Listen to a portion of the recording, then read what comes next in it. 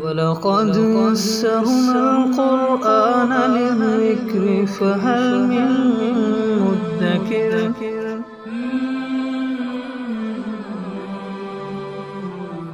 سورہ آل عمران آیت نمبر 164۔ اعوذ باللہ من الشیطان الرجیم، بسم اللہ الرحمن الرحیم۔ لقد من اللہ علی المؤمنین اذ بعث فیہم رسولا من انفسہم یتلو علیہم آیاتہ ویزکیہم ویعلمہم الکتاب والحکمہ وإن كانوا من قبل لفی ضلال مبین۔ اس مفہوم کی یہ تیسری مرتبہ آیت مبارکہ ہے۔ 2 مرتبہ سورۃ البقرہ کے اندر یہ آیت مبارکہ آ چکی ہے۔ تو ارشاد فرمایا کہ لقد من اللہ علی المؤمنین،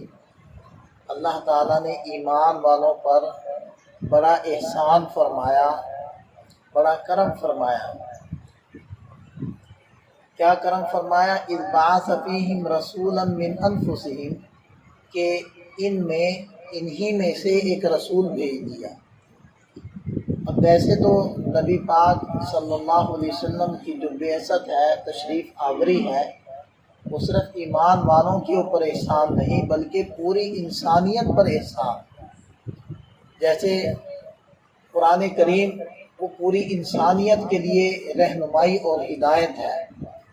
لیکن قرآن پاک میں آتا ہے کہ ھدی للمتقین، یہ متقیوں کے لیے ہدایت ہے۔ مطلب کیا ہے؟ ویسے تو یہ ہدایت کا ذریعہ ہے پوری انسانیت کے لیے، لیکن اس سے نفع صرف تقوی والوں نے اٹھانا ہے۔ بالکل اسی طرح نبی پاک صلی اللہ علیہ وسلم کی تشریف آوری، آپ علیہ السلام کی بعثت، پوری انسانیت پر اللہ کا احسان ہے، کرم ہے، لیکن اس سے نفع صرف ایمان والوں نے اٹھانا ہے۔ اس لیے فرمایا کہ من اللہ علی المؤمنین، اللہ تعالیٰ نے احسان فرمایا ایمان والوں پر کہ انہی میں سے ایک رسول بھیجا جو جن سے بشر میں سے ہے، جن سے انسان میں سے ہے۔ وہ فرشتہ نہیں بھیجا، کیونکہ فرشتہ ہوتا تو اس کے کھانے پینے کی ضروریات نہ ہوتی، دیگر تمنائیں خواہشات نہ ہوتی، تو ان کا شریعت پر عمل کرنا وہ بقیہ انسانیت کے لیے ہدایت کا سامان نہ بن سکتا۔ کیونکہ لوگ کہتے ہیں کہ یہ تو اس لیے نمازیں پڑھتے ہیں کہ انہیں کون سا نیند آتی، ابھی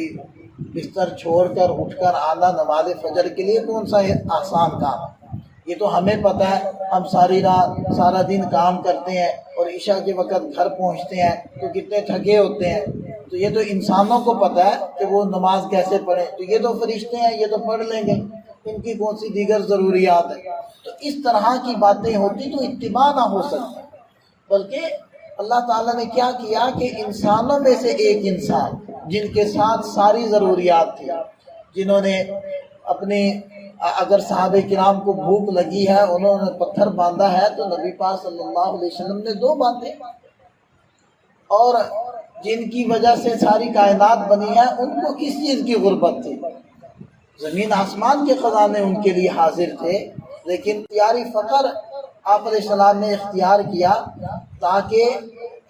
وہ میری امت کے لوگ جو غریب ہوں گے ان کے لیے عذر باقی نہ رہے کہ جی ہم تو غریب ہیں، ہم کیسے نماز پڑھیں، اپنی روزی کا ٹھیا چھوڑ کر، اپنی دکانداری چھوڑ کر، ہم غریب لوگ ہیں، یہ تو امیر پڑھ سکتے ہیں۔ ہمارے نبی صلی اللہ علیہ وسلم تو بہت امیر تھے، بہت فراوانی تھی، ان کو تو ٹینشن نہیں تھی نا، تو صحابہ کرام بھی اسی طرح بہت امیر تھے، ان کو بھی مسئلہ نہیں تھا، ہم تو غریب لوگ ہیں، ہم کیسے دکانیں چھوڑ چھوڑ کر نماز پڑھیں۔ نہیں، اللہ تعالیٰ نے ایسا کیا کہ آپ علیہ السلام نے اختیاری طور پر فقر کو گلے سے لگایا، اور حضرات صحابہ کرام جو ابتدائی دور تھا وہ انتہائی مشکل دور تھا کہ حضرت ابو ہریرہ رضی اللہ عنہ سب سے بڑے اس امت کے محدث، وہ فرماتے ہیں کہ میں آپ علیہ السلام کی روزہ اور منبر کے درمیان بعض دفعہ بے ہوش ہو کر گر جاتا،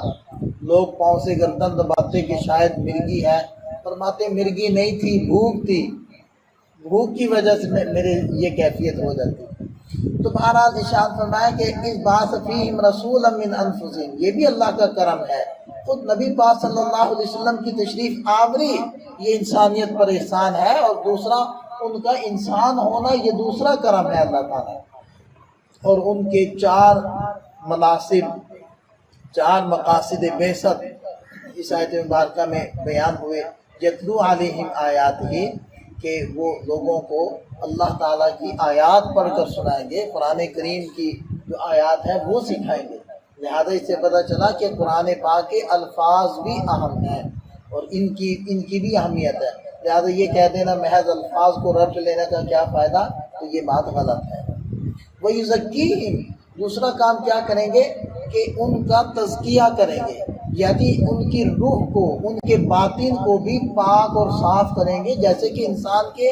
ظاہر کو پاک اور صاف کیا جاتا ہے۔ اور ظاہری بات ہے کہ جسم کو پاک صاف کرنے کی نسبت روح کو پاک صاف کرنا وہ زیادہ اہمیت کا حامل ہے، کیونکہ اگر روح کی اصلاح نہیں ہوگی تو پھر تو انسان میں اور دیگر حیوانات میں بس یہی فرق ہوگا کہ یہ ذرا زیادہ چلاک حیوان ہے، بقیہ تو کھاتے پیتے وہ بھی ہیں اور بچے ان کے بھی پیدا ہوتے ہیں، گھر کسی نہ کسی شکل میں وہ بھی بناتے ہیں، نہاتے وہ بھی ہیں۔ تو پھر انسان کا دیگر حیوانات سے فرق کیا ہے؟ وہ فرق یہ تزکیہ نفس کا ہی کا تو ہے کہ اس کی روح پاک ہوتی ہے، اس کا عقیدہ پاک ہوتا ہے، اس کے اندر انسانوں والی صفات ہوتی ہیں جو اللہ تعالیٰ نے آسمان سے اتاری، انبیاء کرام کے ذریعے سے انسانوں کو سکھایا، وہ تزکیہ ہے۔ وَيُعَلِّمُهُمُ الْكِتَابَ وَالْحِكْمَةَ، اور وہ نبی کیا کریں گے کہ لوگوں کو کتاب سکھائیں گے،